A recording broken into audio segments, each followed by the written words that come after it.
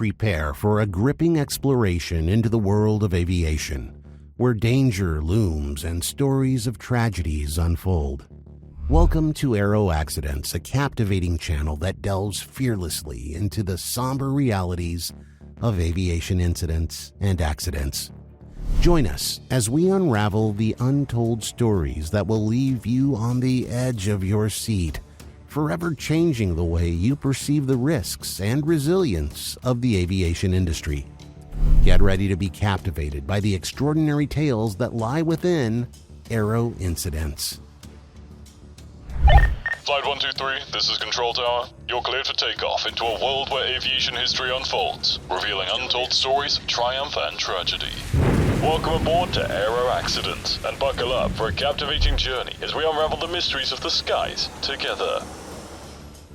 Brace yourselves for a heart-wrenching tale that sent shockwaves across the globe. Ethiopian Airlines Flight 302, bound for Nairobi from Addis Ababa, embarked on an ordinary journey on that fateful morning of March 10, 2019. However, within a mere 6 minutes, disaster struck. Now, let's take a closer look at the aircraft and the crew involved in this tragic incident. The ill-fated aircraft was a Boeing 737 MAX 8, specifically registered as ET-AVJ, with a manufacturer's serial number 62450. It was powered by two CFM International LEAP-1B engines. This particular aircraft was relatively new, having been manufactured in October 2018 and delivered to Ethiopian Airlines on November 15, 2018. At the time of the accident, it was just around 4 months old. The captain of Ethiopian Airlines Flight 302 was Yared Getachew, a 29-year-old pilot with nearly 9 years of experience with the airline. Throughout his career, Captain Getachew had accumulated a total of 8,122 flight hours, including 4,120 hours specifically on the Boeing 737. He attained the position of Boeing 737-800 captain in November 2017, and later transitioned to flying the Boeing 737 MAX in July of 2018. Notably, at the time of the accident, he held the distinction of being the youngest captain in the airline's ranks. Assisting Captain Getachew was the first officer, Ahmed Nur Mohammed Nur, a 25-year-old recent graduate from Ethiopian Airlines Academy. First Officer Nur had logged a total of 361 flight hours, including 207 hours on the Boeing 737. He was still in the early stages of his career, eager to learn and contribute to the aviation industry. As we delve deeper into the investigation, we must keep in mind the human element of this tragedy, not just the technical aspects.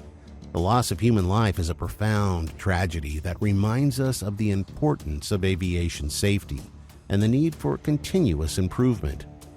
As we continue to explore the details of this devastating incident, let us honor the memory of Captain Yared Getachew and First Officer Ahmed Nur Mohammed Nur, and all those who lost their lives on Ethiopian Airlines Flight 302.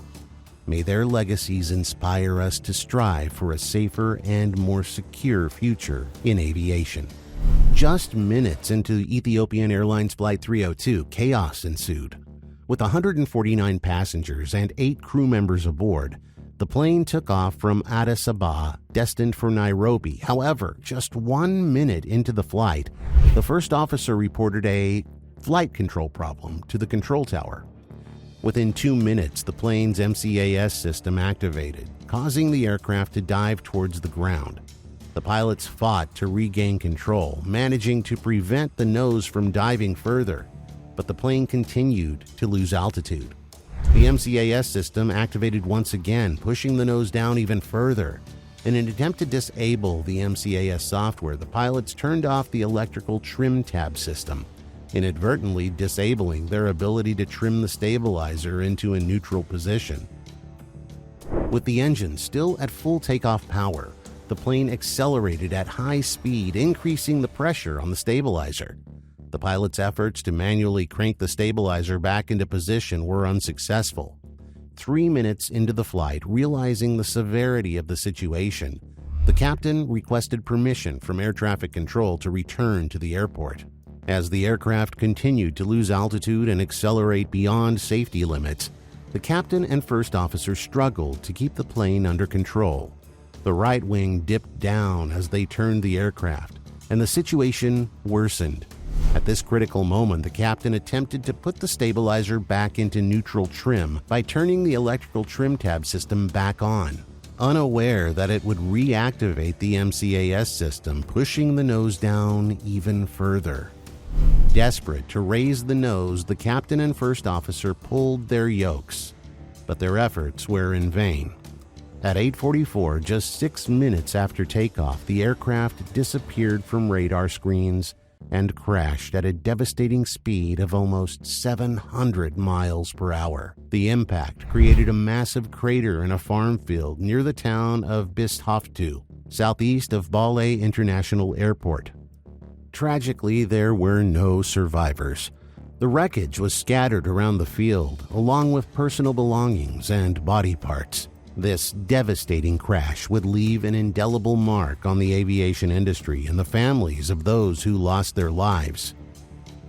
If you're hooked on this video, subscribe now to Aero Accidents for riveting updates and captivating content.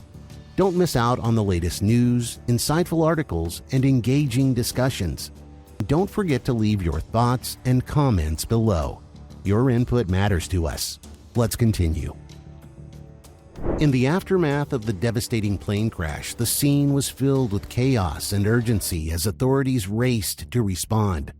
As flames engulfed the wreckage, police and brave firefighters from a nearby Ethiopian Air Force base swiftly arrived on the scene, battling the inferno with determination and extinguishing the fires that threatened to consume any remaining evidence. The area was immediately cordoned off with a team of dedicated individuals from the Ethiopian Red Cross, along with air crash investigators, making their way through the debris. Working alongside local villagers, they painstakingly sifted through the wreckage, recovering fragments of the aircraft, personal belongings, and the heartbreaking remains of those lost. To facilitate the clearing of the crash site, trucks and powerful excavators were brought in, a testament to the scale of the operation. Human remains that were discovered amidst the wreckage were carefully bagged and transported to Bole International Airport, where an unusual storage solution awaited them. Teams from Interpol, Blake Emergency Services, and even Israeli police forensics teams arrived to assist in this critical task.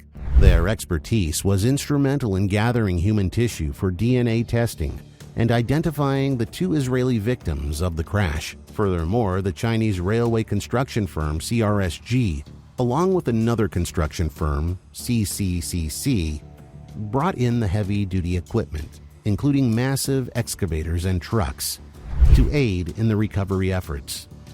In this heart-wrenching story of tragedy that shook the world, the ill-fated flight claimed the lives of all 157 souls on board.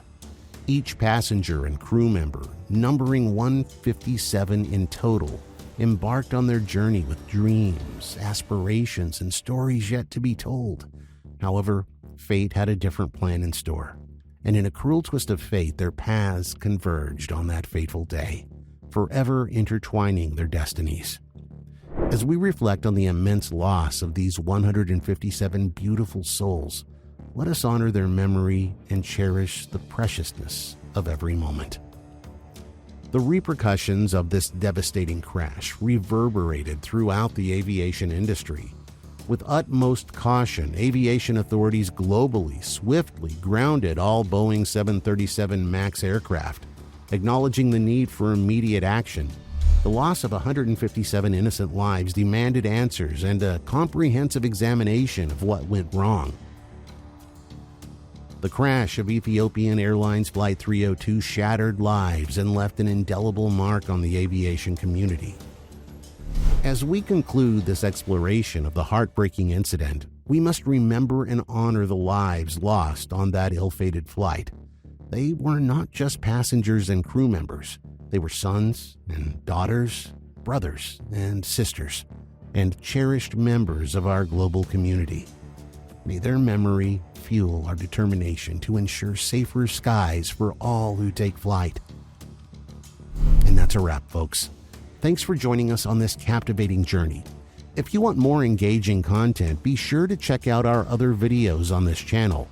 Don't forget to subscribe, like, and leave your valuable comments below. What other topics would you like us to explore in future videos? Stay tuned for more exciting updates. We'll see you in the next one. Bye.